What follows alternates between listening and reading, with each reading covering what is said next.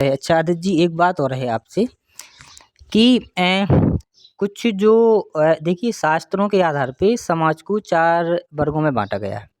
सबसे पहले ब्राह्मण, फिर क्षत्रिय और फिर जो है वैश्य और फिर जो है शूद्र।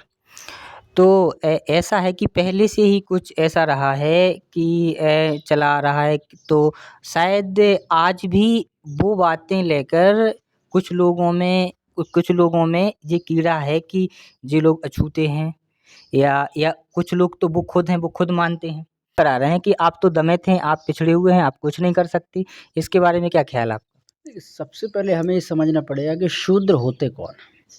शूद्र व्यक्ति जन्म से पैदा होता है, अपने कर्म से क्षत्रिय बनता है, अपने कर्म से ब्राह्मण बनता है, अपने कर्म से वैश्य बनता है।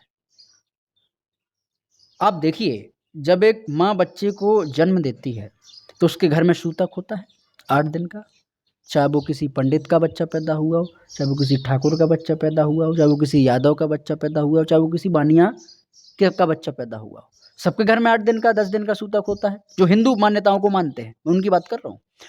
और उस सूतक में देखिए क्या होता है कि माँ से 8-10 दिन कोई भी परिवार का व्यक्ति टच नहीं हो सकता, उस बच्चे से, उस माँ से। एक मान्यता होती है कि जब तक वो सूतक कंप्लीट हो जाएगा, फिर जो है माँ बाहर का काम करेंगी, बाहर से लोगों को बात करेंगी, और उस बच्चे से भी कोई बाहर का व्यक्ति टच नहीं कर सकता, उसको खिला नहीं सकता, उसको उठा नहीं सकता। क्या वो उस कंडीशन में शूद्र हो गया? शूद्र नहीं हुआ। तो शूद्र व्यक्ति जन्म से होता है, अपने कर्म से, अपने कर्तव्य से, अपनी इच्छाओं से व्यक्ति महान बनता है। यही हमारे समाज का देखिए डिवाइडेशन है सर। जब हम किसी वर्ग को, जो कोई वर्ग उठता है, उस वर्ग को जब सपोर्ट ज़्यादा मिलता है और वो वर्ग समाज में एक भिड़ जाता है, लोगों से लड़ जाता है, तो वो क्षत्रिय हो जाता है।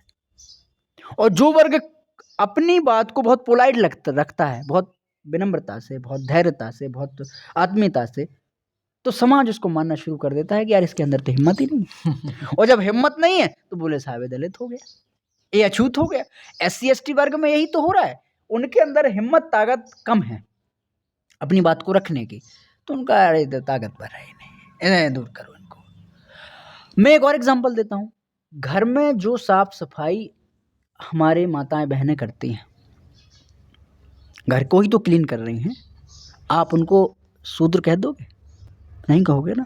तो हमारे जो सोचने का तरीका है वो सबको समान भाव में तब आएगा जब हम उसके काम को इज्जत देंगे, हम उसके कर्तव्य को जब इज्जत देंगे।